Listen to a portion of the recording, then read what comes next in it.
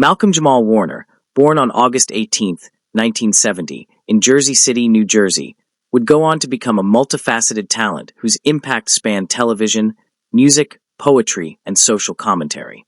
His name was inspired by two cultural figures, civil rights leader Malcolm X and jazz pianist Ahmad Jamal, a foreshadowing of the profound cultural resonance he would come to embody.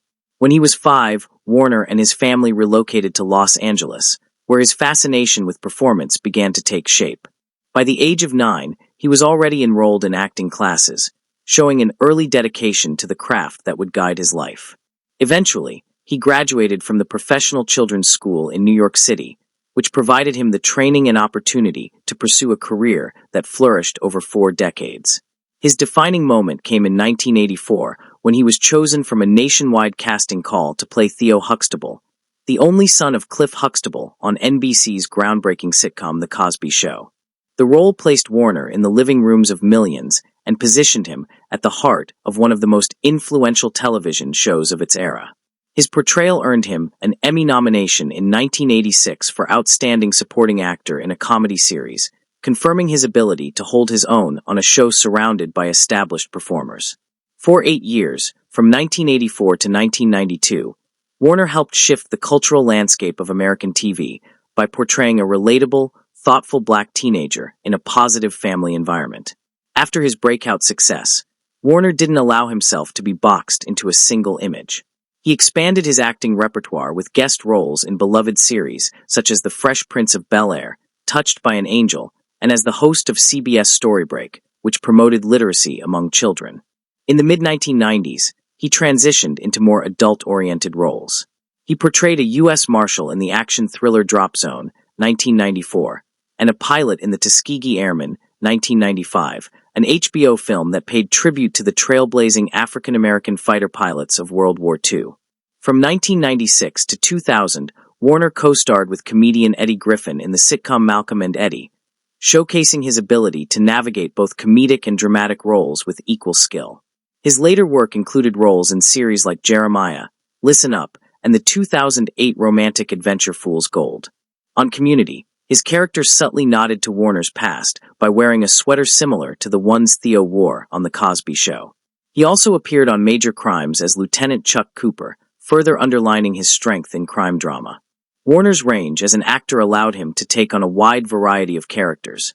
He played Al Cowlings in the critically acclaimed The People v.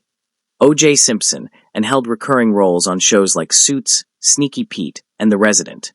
Starting in 2018, he portrayed Dr. A.J. the Raptor, Austin on The Resident, a role that brought him renewed visibility and praise for his intense, nuanced performance in a medical drama. Over the course of 40 years in the industry, Warner proved that he could flourish in every genre, from family comedy to procedural drama. Behind the camera, Warner was equally ambitious. While still working on The Cosby Show, he ventured into directing. He directed music videos for artists like New Edition and Special Ed, and episodes of several shows including Keenan and Kel and The Fresh Prince of Bel-Air. In 1992, he directed a public health video titled Time Out: The Truth About HIV, AIDS, and You, which featured high-profile names such as Arsenio Hall and Magic Johnson. His work in this area reflected his belief in the power of media to educate and inspire change. Outside of acting and directing, Warner was also deeply involved in music and poetry. In 2003, he released his first EP, the miles-long mixtape, blending jazz, funk, and spoken word. For years later, he followed up with Love and Other Social Issues, continuing to express his worldview through music. His collaboration in 2015 with the Robert Glasper Experiment and Layla Hathaway on their cover of Stevie Wonder's Jesus Children of America earned him a Grammy for Best Traditional R&B Performance. Warner's spoken word contribution to the track was a poignant poem dedicated to the children lost in the Sandy Hook school shooting, exemplifying how he merged art with purpose. As a musician, Warner often performed live with his band, playing bass while reciting spoken word pieces. He was a familiar presence at the National Black Theater Festival, where he both performed and hosted poetry events. In 2022, he released Hiding in Plain View, a spoken word album that earned a Grammy nomination for Best Spoken Word Poetry Album in the newly established category, further cementing his reputation as a voice of depth and authenticity. In June 2024, Warner launched a new creative endeavor, a podcast titled Not All Hood NH, co-created with Woosie Baraka and Candace Kelly. The podcast delved into the everyday lives of Black Americans, presenting stories that challenged stereotypes and gave listeners insight into the complexity of Black identity and experience. While Warner was a public figure, he maintained a strong sense of privacy, especially regarding his personal relationships. He shared a deep bond with Michelle Thomas, who played his on-screen girlfriend on The Cosby Show. They remained close until her untimely death in 1998, with Warner present during her final moments. He later dated actress Karen Malina White and was in a high-profile relationship with Regina King from 2011 to 2013. Eventually, he married and became a father, but chose not to reveal the identities of his wife and child, preferring to shield his family from media scrutiny. Tragically, Warner's life ended unexpectedly on July 20th, 2025, while vacationing in Costa Rica. He was swimming at Playa Cockles in Limon Province when he was swept away by a strong current and drowned. Despite attempts by bystanders to save him, the efforts were unsuccessful. Authorities confirmed that his cause of death was asphyxia due to drowning, sending shockwaves through the entertainment industry and fans alike. The news of his passing brought an outpouring of grief. Bill Cosby released a statement likening the sorrow he felt to the pain of losing his own son. Actor Morris Chestnut praised Warner for his sincerity and authenticity, both personally and professionally.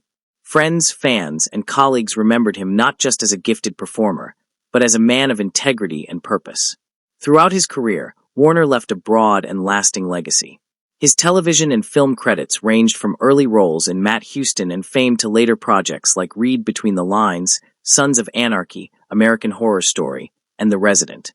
He also authored Theo and Me, Growing Up Okay in 1988, a book reflecting on his early years in the spotlight. His work was recognized with numerous accolades, including a Young Artist Award during the Cosby Show era, a BET Comedy Award nomination in 2005, and a 2012 NAACP Image Award for Read Between the Lines. He also received theatrical recognition, winning the MD Theater Guide Reader's Choice Award for his role in Guess Who's Coming to Dinner. Malcolm-Jamal Warner's life and career were defined by thoughtful evolution, artistic courage, and unwavering authenticity. Whether through his acting, directing, music, or poetry, he consistently explored the human experience, especially the Black experience, with honesty and depth. His contributions to the arts, education, and culture endure, leaving a rich and powerful legacy that will continue to resonate for generations to come. In conclusion, Malcolm-Jamal Warner had an estimated net worth of $6 million at the time of his demise, which he amassed it from his career endorsements and other business ventures. And with that, thanks for watching. Give us a like, share, and subscribe for more videos.